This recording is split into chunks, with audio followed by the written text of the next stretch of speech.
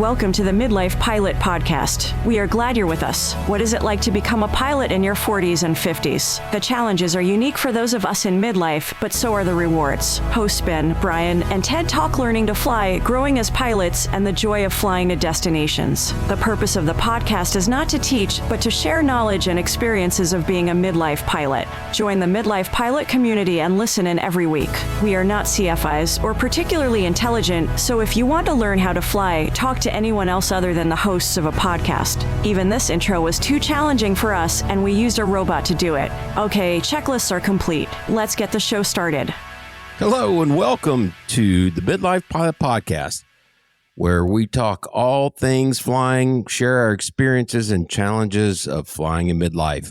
Whether you're a seasoned pilot, training for a rating, or just thinking about getting started in aviation, we like to think of the podcast as your aviation companion and your weekly dose of aviation inspiration.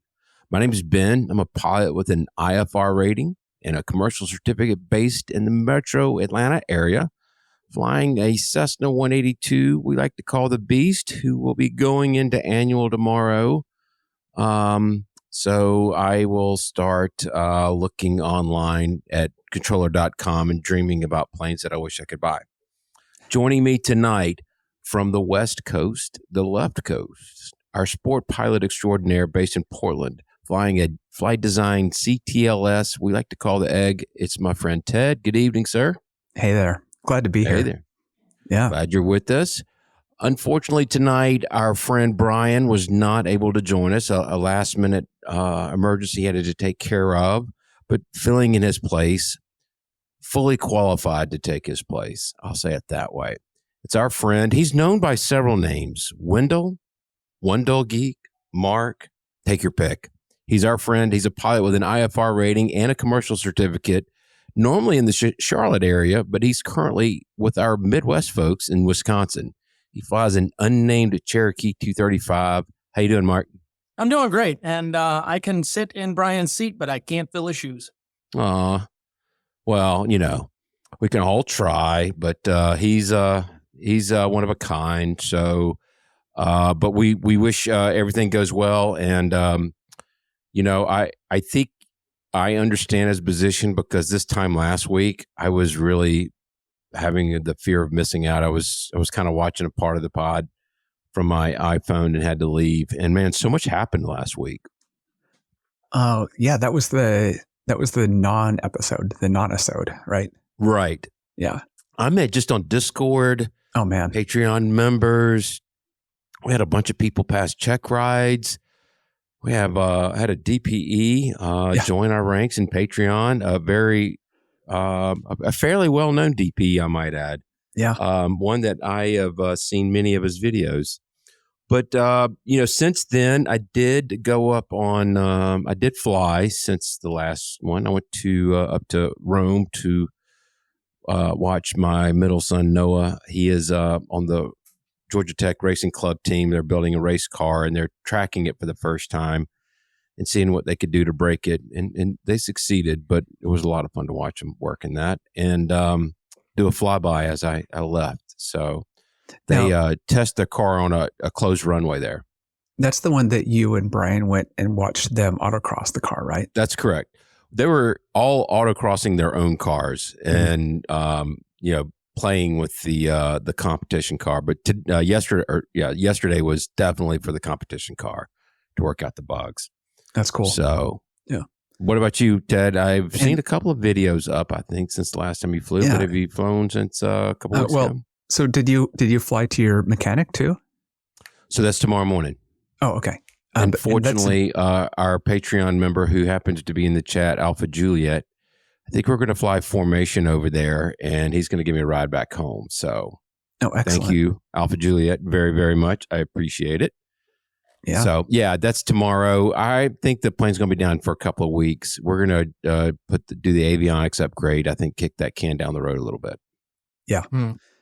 Yeah. Well, it's good to go through annual. It's got to be out by May 1st. Yeah, exactly. That's my requirement. And so we're not messing around with it. Yeah. Mine is next month and I'm doing it early in the month because of that. But I also had to do an oil change a couple of weeks ago and So I'm sitting there doing the math of, can I fly 50 hours before I take it in? Because it's going to be a disappointment to change the oil if there are only, 4 hours on it or something. So Right. yeah. Our last Daniel, we had 10 hours on the oil before it went in, and the mechanic said, "You want to just keep the oil?" And we're like, "Yeah." So we didn't change it. Yeah. So I put out kind of a pair of videos. I think we talked about that the last time, because those were the flying to the grass strip and the busy airport, and still working on others. But yeah, I went flying yesterday. I thought I'd knock off a couple of my passport airports. Nice. And the conditions were interesting. Okay. The FAA is listening, so let's be careful how we word this. I saw my at one of the airports, Flysto actually showed me that turning from downwind to base, I had a 45 knot tailwind and just off my shoulder, which again, that's above my stall speed. So it was only about 20 landing on that grass runway. But I did one go around before landing there. So that's pretty just cool, one of those weird days. The commuter jet went into one of the airports and was putting in a PIREP right as I was coming on final for low level wind shear. And I was like, oh, I'm not surprised. Like, that's right. I feel it, So, but I was happy not to fly the whole way home, 2 hours home with a 30 knot headwind. It was in the teens for a headwind, which, I'll take that. So yeah, for sure.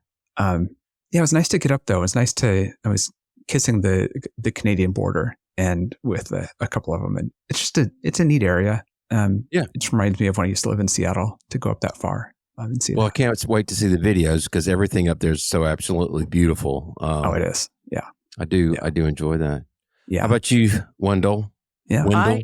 I have been flying. I flew myself here. I am in Wisconsin right now, and speaking of 30 knot headwinds, I had 30 knot headwinds for 7 hours yesterday. It was brutal. It was not very fun. But it was smooth above about 5,500. I stopped to get gas in Anderson, Indiana, which is my favorite place to stop and get gas because it's a very nice Delta airport with MoGas, and they were out of MoGas. So I was a little frustrated with that. But I planned to meet with Badger Pilot and Ryan Kay, and I was hoping to meet with Alyssa, but Alyssa couldn't make it due to last minute things. And so I came into and landed at 02 Charlie, which is where Badger Pilot has his airplane, because I wanted to see his airplane. And but there's a little cutout in the Delta around Waukesha that is for this tiny little airport, right? Yeah. And so I'm flying over Waukesha. I get with them to say, hey, I'd like to transition your airspace to land at Capitol Drive. And they're like, okay, that's fine. And I cannot find this airport. I can't find it at all. And I'm like, where in the heck is it? And then I look down and I'm like literally over the top of it. So I do a right 360 to re-enter the downwind.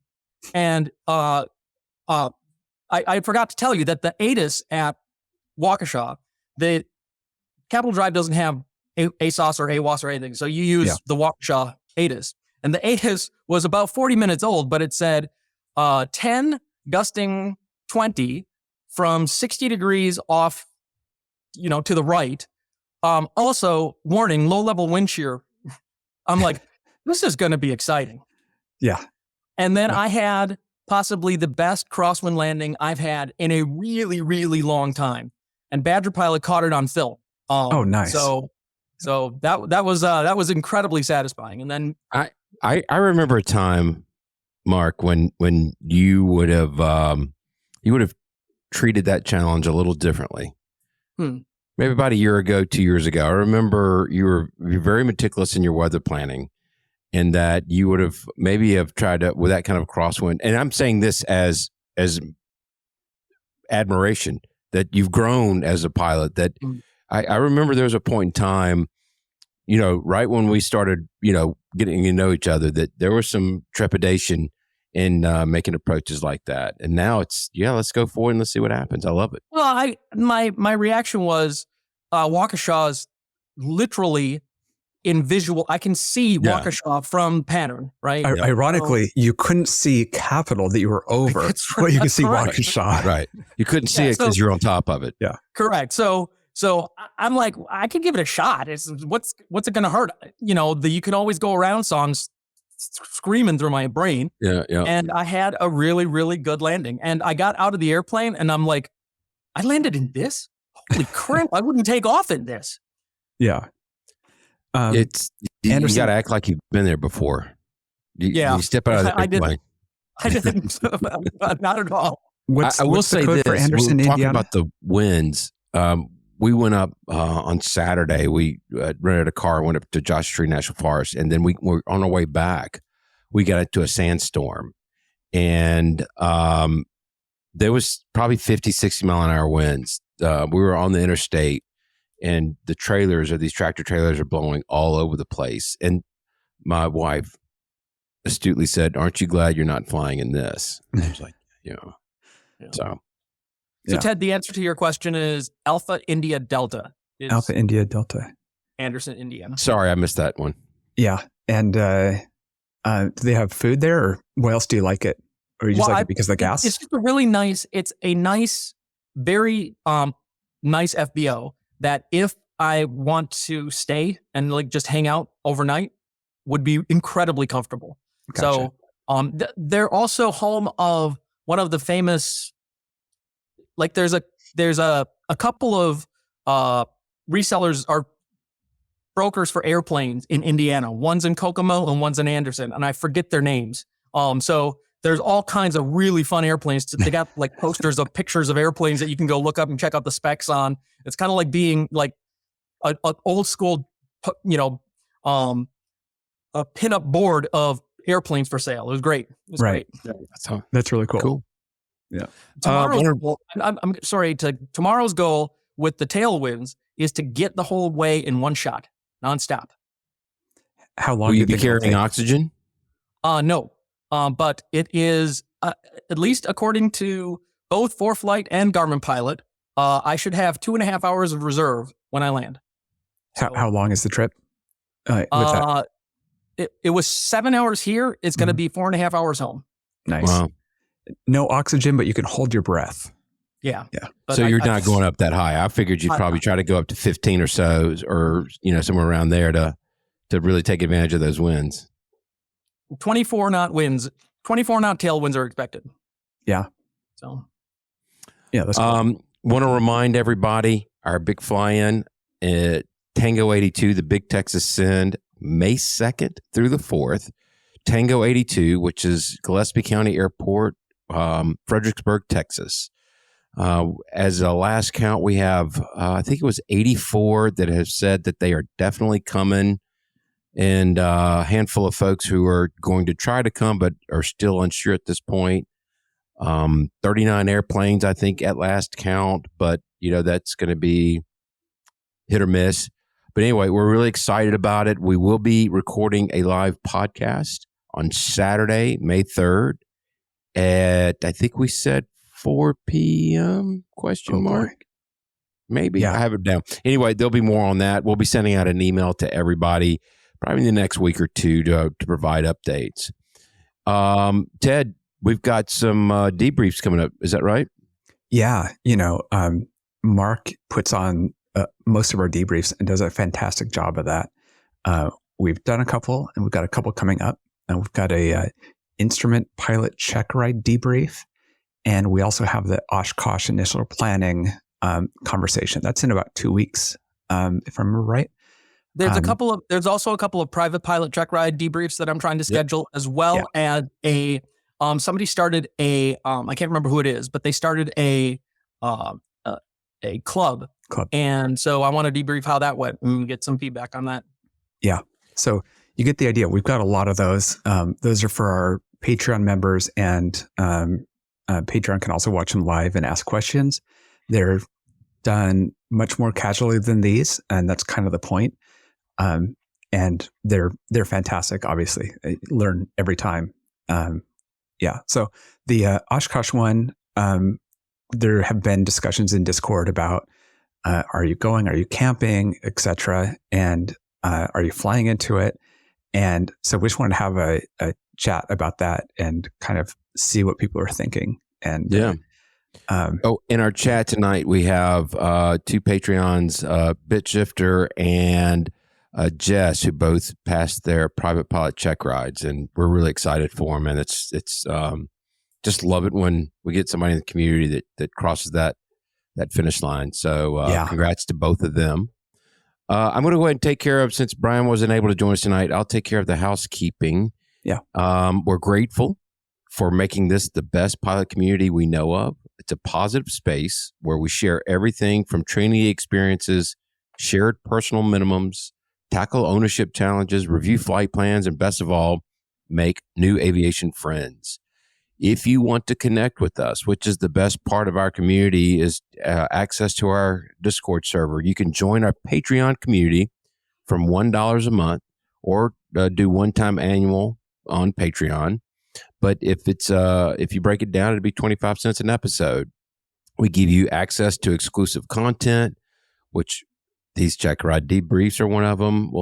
We have killing zone conversations from time to time, and there's just so much more on the Discord server. Please know that 10% of the proceeds supports Freedom Aviation Network's anti-human trafficking efforts. We're very proud to be able to contribute to them.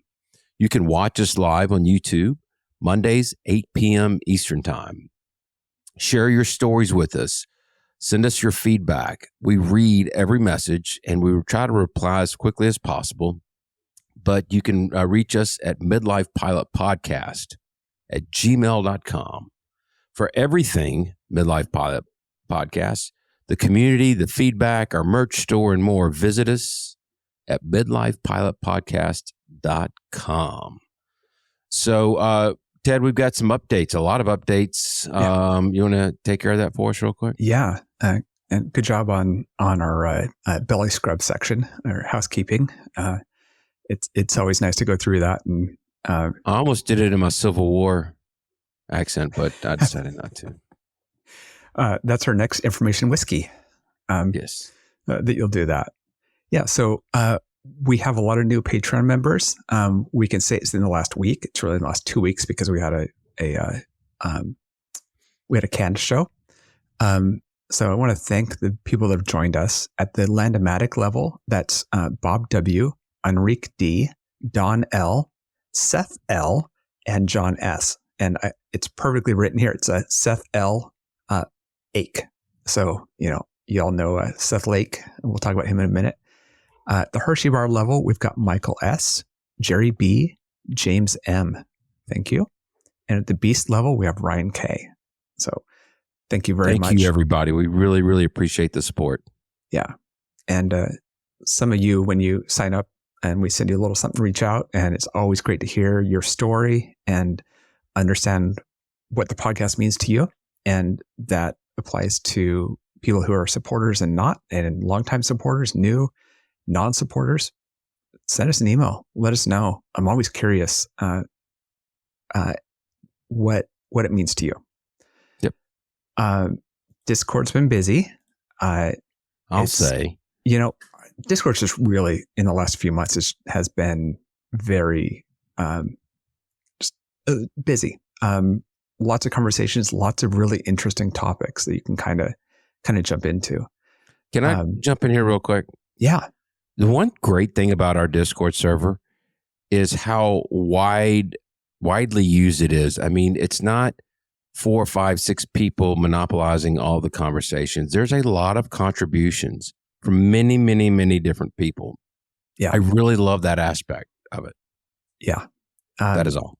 One of the topics I noted was talk about iPad sizing and mounting, and get all the feedback on that. Don't use a big one. It's not going to work in this place in your plane. Here's a picture of how I mounted mine. Here's what it's going to look like when you do this. And the person that posted that came back and said they tried their larger iPad and it didn't work. And so just getting that full circle is really cool to hear from everybody and get that variety of opinions. A lot of talk about foreflight, usage of it. I mean, that's typical, but especially it blossomed. Seth Lake, as we said, joined, and I call him internet's favorite multi-engine DPE, and really admire him and respect him a lot.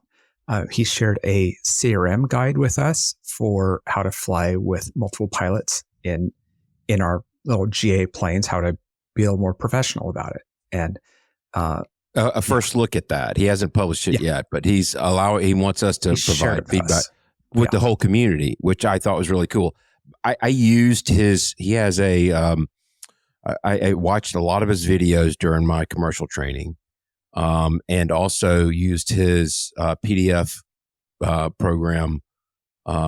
Ace Guide? Ace Guide. Thank you, Mark. And found it very, very valuable. So definitely go check him out.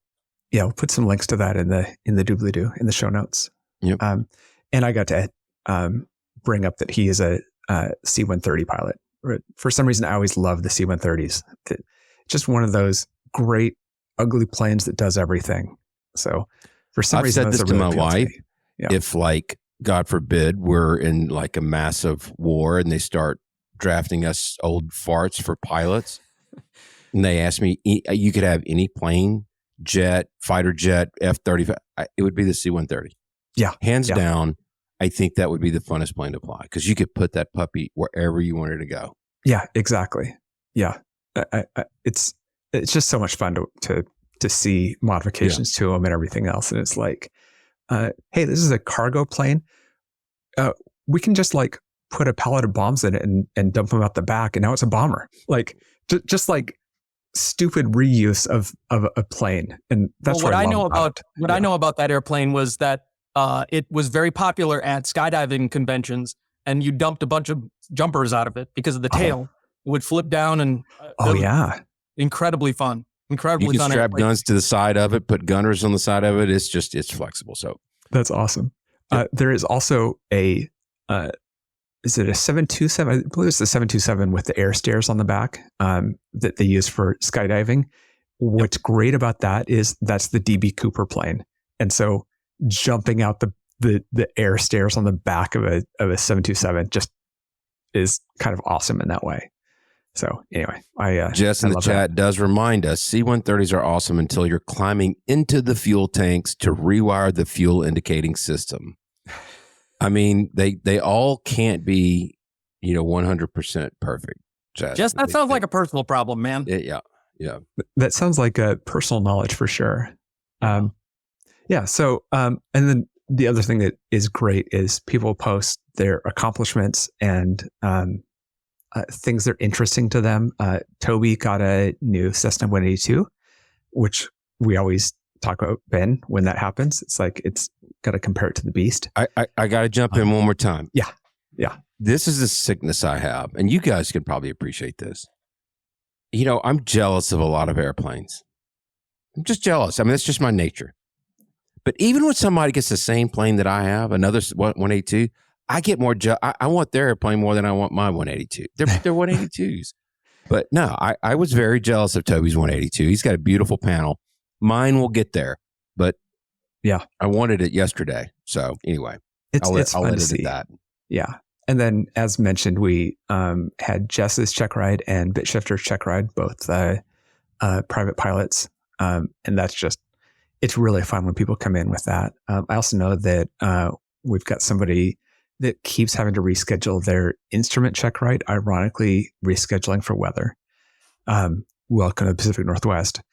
But seeing those updates is always interesting. And really, I mean, there's nothing better than people dropping their private pilot check ride accomplishment in the chat, right? Like that's as good as it gets at that point. Yeah. I mean, of all the ones that I've seen live, no two are exactly the same. They all have similar things about them, but they all have their interesting stories. So I do enjoy those very much. Why don't we go ahead and get into our main topic? Ted, let's talk about Flysto. And am I saying that right? Is it Flysto? I thought it was Flysto. Yeah. I thought it was too, but then I started looking at it, and it kind of would make more sense if it was Flysto. Ooh, like Mark flies to such and such. Exactly. Here's his track. The plane flies to Wisconsin. Here's your recording of it. Anyway, I know it's Flysto, but you want to get us kicked off? Yeah. Now my brain is broken. So a little bit. Me too. Yeah. Yeah. So there are other tools like it, but Flysto has come on the market in the last 2 years, and it is a place that you can upload your track logs, your files out of your PFD, even your ADSB track logs, and it will let you review your flights. It'll score you on your landings. It will show traffic that's near you. It'll show weather that is near you. And it's just been this, it's been very kind of mind expanding for a lot of us to be able to go back and instantly review flights. And that's what I love about it. Mark? I have used it several times when I've wanted to know whether or not my memory of where another airplane was matched the reality. Because like when we were doing the Operation Airdrop stuff in Western North Carolina, it was a total zoo. And there was one flight where we were coming into an airport and the pattern was crazy. And the way I remembered the pattern, I'm like, okay, this guy over here was a total idiot. Right? And I went into Flysto. I uploaded it to Flysto, and I could see what his ADSB, what he did, and what his plan was. And it was slightly different than I remembered it, but mostly I remembered it correctly. But I really love that. That is such a great feature. Being able to say, oh, here's where that traffic was when I saw it, and to be able, because that is a really unique feature of Flysto. Yeah, Ted, I think that you did some research, right, on how this all got. You did a little history. I'm putting you on the spot there, but so there's this all seems to be European based, EU and Austria especially. But it was created by a software engineer. Seems like it was launching in May 2022, and I think he's the head of of marketing was on Aviation News Talk. Episode 365. That's right. I'll put a link to that. And that's Patrick L. that was on there. And all these people are pilots, which is fantastic. And they talk about it as if they're pilots. He talked a lot about FOQA, about the commercial pilot, kind of data-driven analysis of flights. I guess the term he used was data-driven decision-making awareness. I can't say decision-making very well, but it's bringing that back to GA, and so that was really cool to hear him talk about it and to hear kind of what the use cases were.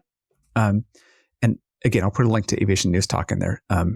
As the Go Around song was mentioned, it's in the closing credits of that podcast. So. It's good for that reason. One of the things he talked about in that was that the demos on Flysto's page. By the way, we didn't mention it. It's flysto.net, flysto.net. Yes. So, but there's all the demos that are on the page. Just keep scrolling on the page. You'll see a lot more. They're all flights that have been slightly anonymized to remove the tail number and things like that. But it's actual data that they show you. So here's what a landing looks like. And they just showed you somebody's landing. And that's one of the things that's really cool about it. I'll have to say, so I used during my instrument training, I used Cloud Ahoy, which is a competitor of theirs. And it was fine. It was, I think the subscription back then was $70 a year. Mm-hmm. And I felt like the data was it felt like it was pretty accurate. I do seem to recall. So I am a Garmin Pilot user. I feel like I'm one of 13 people sometimes. 14 as of today. Yeah. Oh, you're back to using it. I love you, Wow. Mark. I'm in the minority here. So, that's the first time anybody ever said that about ForeFlight. I can promise you that. So it exports into both of them. Obviously, it uses, or at least the way I have it set up, and we'll get to this in a little bit, but in a GPX format. Mm-hmm. I felt like the data was a little richer in Cloud Ahoy in that it would give me actual landing data. Yeah. My feet per minute all the way, even included in the ground rollout. I haven't Flysto is not doing that for me right now. In the GPX format, it says not available for GPX format. Now it'll do my takeoff roll, which has been interesting, but that was back in instrument training. That was 2019. People have been talking about using Flysto, and the beast still has 1980s avionics. That's going to be changing hopefully eventually. So I am basically having to export all my flight logs from Garmin Pilot, and that's a little onerous. There's an effort made there. Yeah. But I do, even at 1,150 hours, there's still so much to get from reviewing these flight logs. Oh, yeah. Yeah. It's incredible to me. I've noticed on my last 4 flights that I am fading off center line after I've lifted off. You can see, and I did notice it the other day, and now that I'm conscious of that, my last few flights have been better. They're not perfect yet. And there's a rudder input with mine. It has to do with the parallax view of looking at the slip skid indicator, that when I think it's centered, it's really not centered. And it's great to know that. It's there's so much in there that I didn't expect to gain from it when I was reviewing it. And I think what I'm trying to say is I'm not as crappy as a pilot as I thought I was in some aspects. And I think I'm a crappier pilot than I thought I was in other aspects. I don't know. The flight that I did for Freedom Aviation Network, unfortunately, it didn't grab all of it, but it did I remember, and you had mentioned this earlier about your going 40 knots downwind.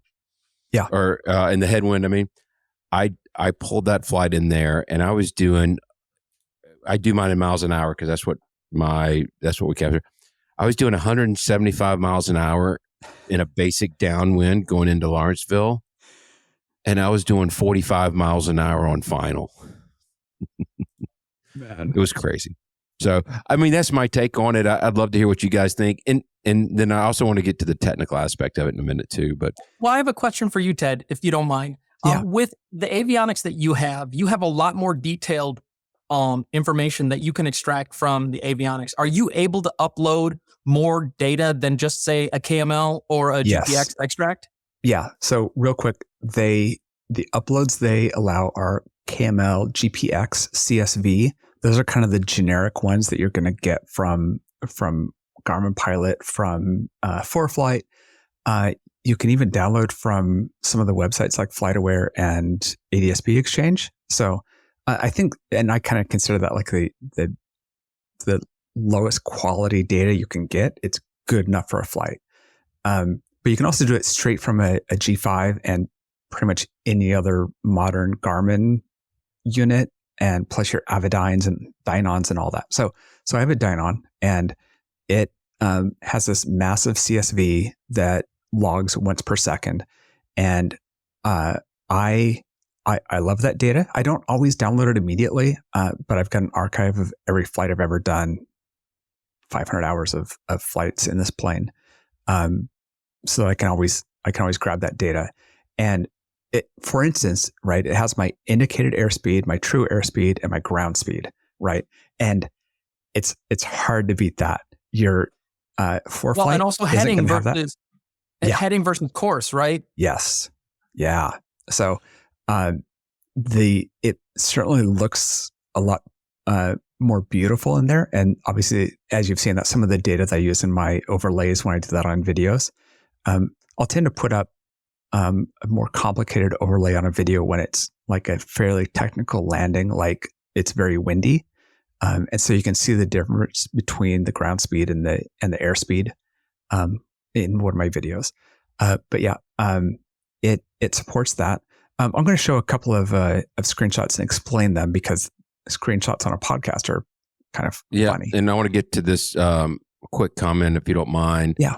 Our friend Jim from the Flying Midwest podcast, they put out some great episodes lately. I'm not as crappy as a pilot as I thought I was. That's a solid standard to aim for. And I will say, yes, I have the t-shirt World's Okayest Pilot. So I do appreciate you pointing that out. He used that hashtag World's Okayest Pilot. And of course, that's a reference to Just Plain Silly. Brian at Just Plain Silly. Yeah.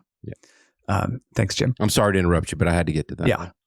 So I pulled some things off the most recent flight that I did, and I'd forgotten about this one. This is a November 630 Victor Alpha. It's a A320 that was 1,000 feet overhead and 2 miles away, collision within 30 seconds. And I was on flight following, and they were fine with that. I was fine being 1,000 feet below this Airbus. Seattle was on flow control. They were crazy busy, and so they were stacking planes in, and I was just trying to stay out of the way. But that's a great example of how you can go back and see your track versus a large plane that you saw directly overhead. Was it really as close as I thought? How far away were they? What was the track besides what I observed seeing them? So that's one of the examples of the data that comes on there. I'll show you another one here. I was looking at some of my takeoff data, and one of the things that it shows is that I'm too lazy and I let the nose come down and accelerate faster than VY, and my climb suffers because of that. Now, it's in the winter. I'm getting 1,200 plus feet on my climb, so it doesn't really matter. But they give you these great XY graphs, and they show you over time, how have you been doing? How does it compare to the average? And kind of an XY dot graph showing the data. So the one that I'm showing is showing at the 50-foot mark what's your vertical speed, and that is there's lots of ways to look at it. And I was looking at that. I was also looking at my airspeed at that, and those are just amazing comparisons to see. Am I getting worse? Am I getting better? What is my performance versus the book? And that's one of the things that actually Patrick talked about on Aviation News Talk was comparing your actual performance to the book performance of your plane. I think that's a critical point. Yeah. Yeah. It's less about the plane's performance and more about mine, right? It reminds me how good or how consistent I am on my data. So I want to get to a couple of comments. BitShifter mentions, and I'm glad you brought this up. Cloud Ahoy was and is great for reviewing ground reference maneuvers. It would do a little bit more than that, and all you have to do is upload your logs, and it would recognize maneuvers and then grade them. So if you're doing steep turns, it would pick up on that, and it would highlight those segments and then grade those as how they're doing. S turns, what have you, shooting instrument approaches. I'm hopeful that Flysto will catch up, and I know they're coming out with a subscription version soon. And hopefully they'll have those where you're not having to actually draw those segments out. I think that's excellent during training, but when you're just putzing around the sky like I do, to your point, Mark and Ted, seeing what the weather was, seeing what the winds were doing, seeing what the other aircraft are doing was very helpful. Another comment that we've got is from a friend of the show, Patreon member, Michael G. He says, for me, Flysto takes the emotional component out of the debrief. Landing approaches I thought were bad were fine, and others I thought I nailed weren't. Sometimes the cockpit is a bad place to judge. I think you've hit the nail on the head with this, Michael. And I've got a great example. It's not always about how you grease it on, but how stable your approach was the whole way down. Yeah. And I actually got a 90% on one of mine because I exceeded 50 feet above the glide slope at one point in time, or some amount that dinged it as bad. The touchdown was beautiful. It was great, but it wasn't as stable an approach as it could have been. And so, to your point, Michael, you're absolutely right. It's not always about it's about the entire approach, I guess. Yeah, I think that's especially true for you, Ben. You'll beat yourself up on the landings, and it's great to go back and look and see how stable you were. When I had that 45, 46 knot tailwind, I was coming into land. It actually showed my first go around as touching down, and it said that I got like a 50% or a score of 50 out of 100, and which is devastating, right? I can't imagine having a landing that's that poor or an approach that's that poor, because that's really what it's showing is your approach. But it's one thing that I wanted to discuss with you two specifically, because you are both self-professed geeks, nerds, techies. I don't know what the kids are calling it this day. So my question for you two is, what are the methods? Ted, you've already described how you've got your data and how you upload it. You're constantly recording it. Mark, how often are you uploading logs to Flysto, Cloud Ahoy, any of them? So I will upload logs to Flysto when I want to evaluate an instrument approach. That's pretty much it. One of the questions I had for you guys was like, how often do you guys upload? For me, it's when it's pretty much only to evaluate my performance on an instrument approach. I took that from Cloud Ahoy, which was what I was using before that. And so that's what I've been doing with it. So I don't have a ton of data in Flysto, because I just don't. Yeah, so I think this is going to be different because none of us are actively in training, especially primary, either private or instrument level, which I think is you might be doing it after every flight in that case. For me, it's when there's something I want to review that I'll go back and look at it.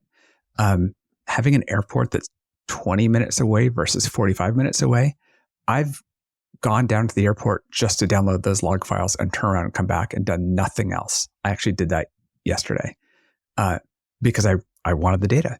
Okay, I grabbed SD cards too.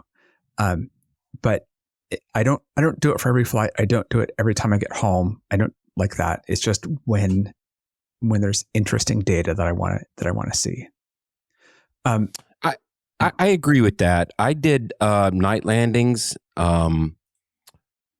the other day. I'm trying to get different aspects of the flights. I do like doing all my instrument approaches. I'm going back through my logbooks now just to see. The one thing that Cloud Ahoy did do was they have an app for your phone that you can start logging the flight, and I think it grabs more data. Maybe it doesn't. Maybe I'm dreaming that up, but you'd have to remember to start recording on the Cloud Ahoy app, and they might not even have it anymore. But it would be great if Flysto would maybe start capturing a little bit more data on the landing for me personally. What I wanted to, so Mark, Ted's told us how, are you exporting your flight plans from your iPad, phone, whatever, and then doing it? My number one, and the reason I ask is is Garmin Pilot, you may know this, is it the only export option a GPX file, or can you do KML? I just switched to Garmin Pilot today, so I don't know the answer to that question.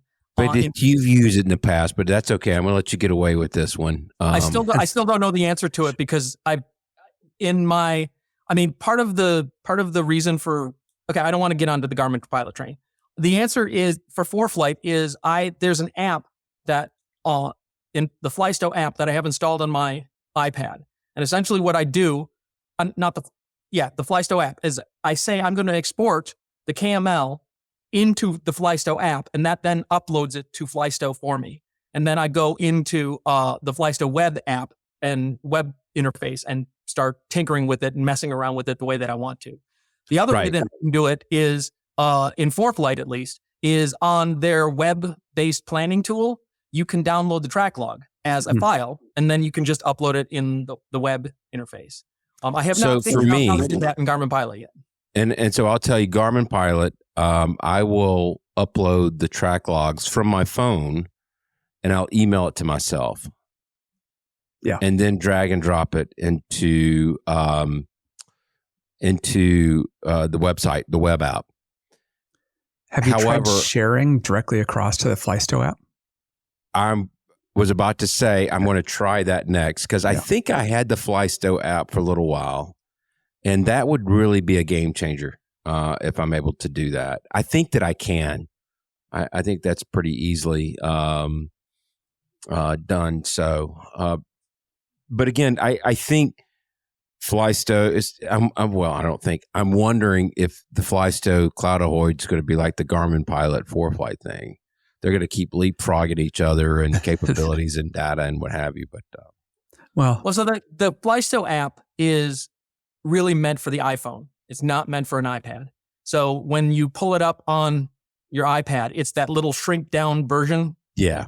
So it's not sized for iPads. I can't fit very many more apps on my iPad as it is right now. So it's going on the iPhone anyway. So, and our vocal and loud, or our small and vocal minority of Android users will like to know that there's a Android app for Flysto.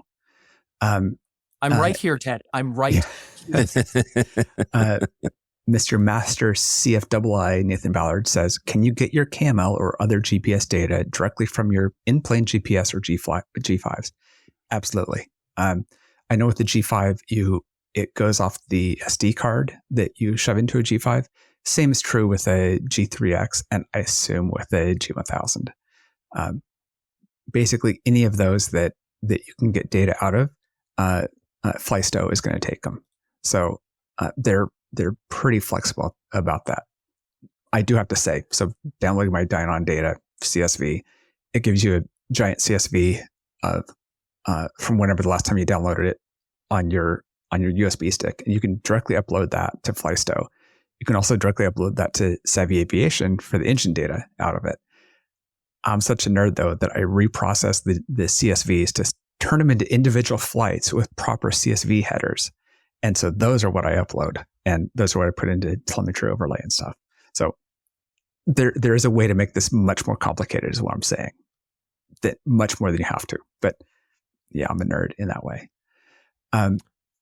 Now, a lot of Android users in the chat. So Mark, you're in very good company. Yeah, there are half dozens of you.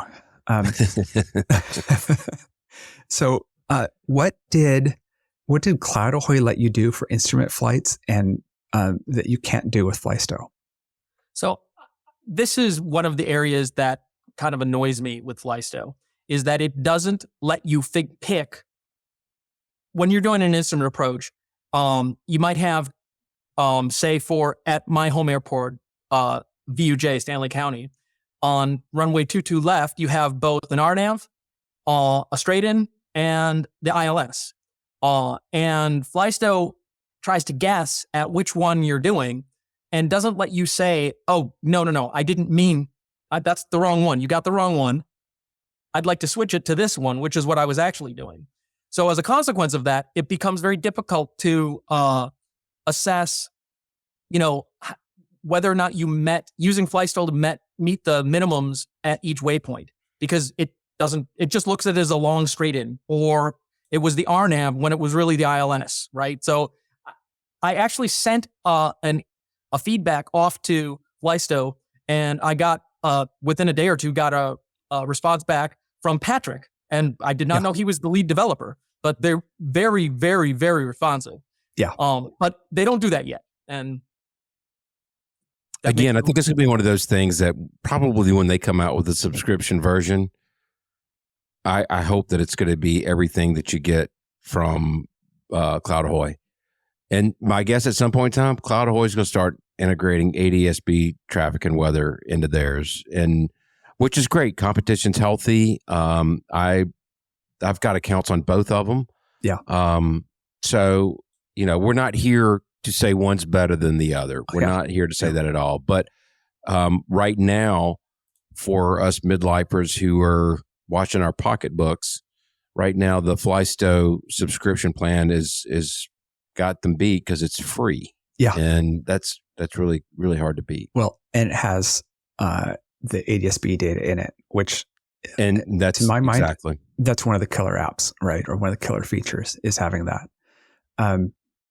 I'll kind of go through some of the some things that'll be in the that I'll put in the show notes. But Dave Hirschman of AOPA did a chat with them in September of last year, and talked about they have 9 employees, and I think they talked about their funding and that eventually they were going to launch a subscription. They really seem to be, first, I don't know how they funded the development so far, but they seem to be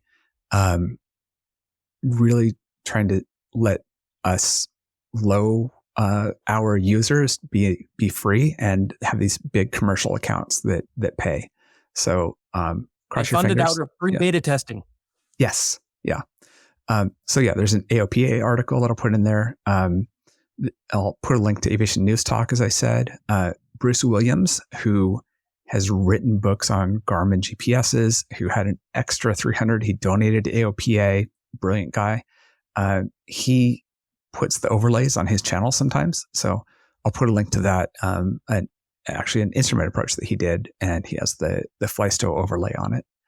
And then when I was trying to find information, I found Euro, EURO, Europe at ga.org.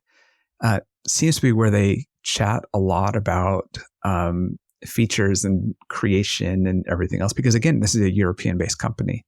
So I'll put a link over to that because that was really interesting to me to find out details of it. Who was, it's like we expect that they're around the corner from us, and turns out there are people that fly outside of the U.S. As we've learned. There's places outside of the U.S. What? Yeah, I know. It's a surprise. Very cool. Mr. Peter T says Ted needs to outsource his geekiness and make a few bucks. Turns out I have lots of side hobbies that do everything but make money. So, as some people know about the 3D printed metal brackets that I've made for GoPro refuels. There's way too many of these side things that I love doing with aviation. So sorry, Peter, not going to make money for you. That's awesome. Yeah. It's been a fun group in the chat tonight. We appreciate everybody joining us. Fellas, anything else that we need to cover for the good of the order? Use Flysto, use Cloud Ahoy, but it's the information you gain from them. It doesn't matter whether you're 20 hours or 2,000 hours. There's a lot to be gained from it. Nobody's going to argue that. So also want to let everybody know you can reach us at midlifepilotpodcast.com. Reach out to us. Email us at midlifepilotpodcast@gmail.com. Let us hear from you. Anything else, fellas, for the good of the order? I want to thank Mark for joining us. Yes, thank you, Mark. Great person to have, especially for this topic, but in general, he's always a great secret contributor to the show that people don't know about because he's behind the scenes, and he's behind the scenes here, so. And a lot wouldn't happen if it wasn't for him. So we appreciate you, buddy. Well, thanks for having me. Yeah. Glad you're with us. Tonight's bit of wit and wisdom. As we all know, light travels faster than sound, which is why some people appear bright until they speak. Signing off here. Episode 119 of the Midlife Pilot Podcast. Thank you, everybody, for being with us. We'll see y'all next week.